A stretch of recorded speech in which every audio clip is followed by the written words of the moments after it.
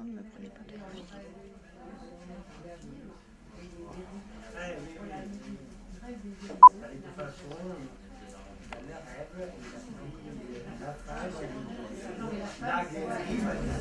Par contre, ne me prenez pas de profil.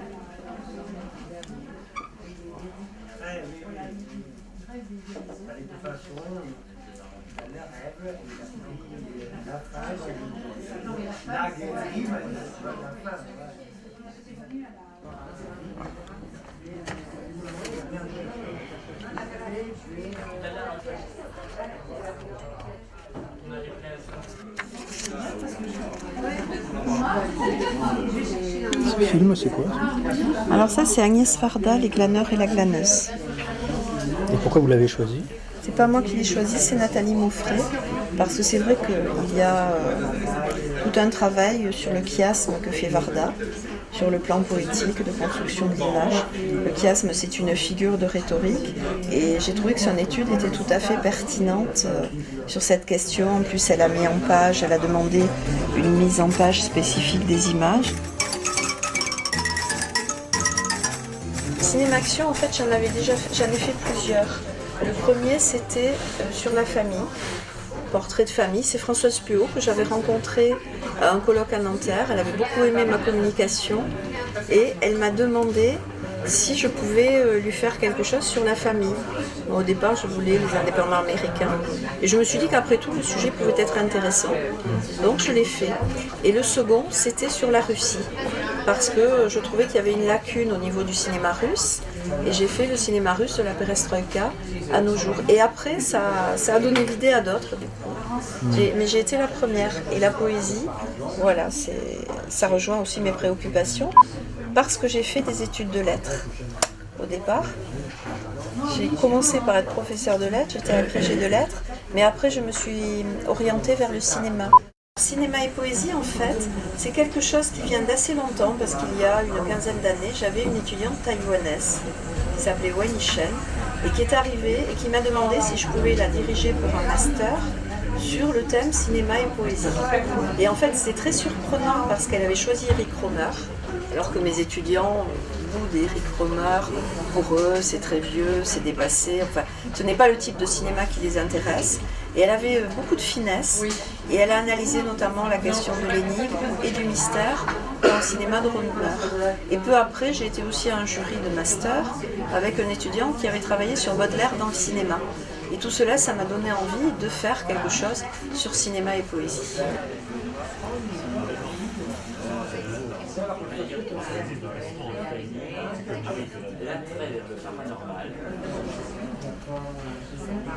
On ne peut pas passer à côté de Jean-Luc Godard? Non, pas du tout, surtout que Jean-Luc Godard est un expert de la citation, et notamment de la citation poétique. Dans la plupart de ses films, vous en trouvez, et en particulier dans Notre musique, où il fait intervenir le poète Mahmoud Darwish, et il cite aussi, il s'inspire de la Divine Comédie pour construire son film, avec les trois parties, le paradis, l'enfer et le purgatoire. Enfin, pas dans cet ordre, bien sûr, puisque ça se passe à Sarajevo, et notamment dans la bibliothèque de Sarajevo qui est détruite. Donc l'influence romantique sur Godard, c'est quelque chose de très intéressant, d'autant que Godard a fait quelque chose qu'a inventé le romantisme, c'était sacraliser l'art. Et on retrouve cela dans son cinéma. Et c'est sa vision aussi de la poésie. Alors, comment j'ai abordé le livre?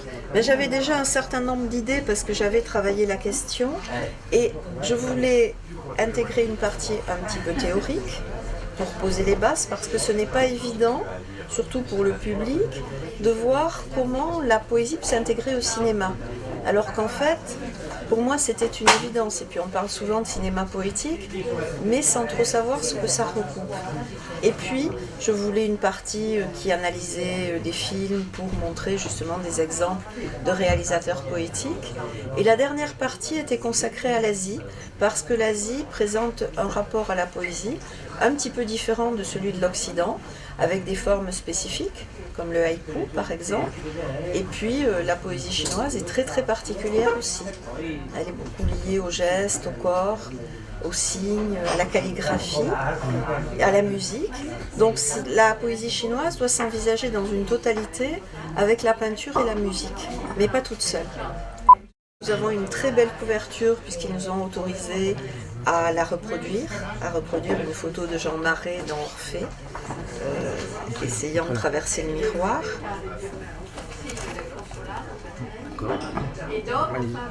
Voilà. Et puis nous avons la chance aussi à Montpellier d'avoir un comité Jean Cocteau parce que il y a un certain nombre de collègues qui travaillent sur Jean Cocteau en littérature et en cinéma. Et il y a des liens privilégiés, notamment avec Pierre Berger qui était venu à un colloque, qui nous honore de sa présence. Donc de temps en temps, nous avons effectivement des événements autour de Cocteau. La première difficulté, c'est que il faut définir ce qu'est la poésie. Il y a un certain nombre d'acceptions différentes de ce qu'est la poésie, selon les époques. Si on regarde la poésie classique, la poésie du XXe siècle ou la poésie très contemporaine, tout le monde ne met pas les mêmes choses dessous.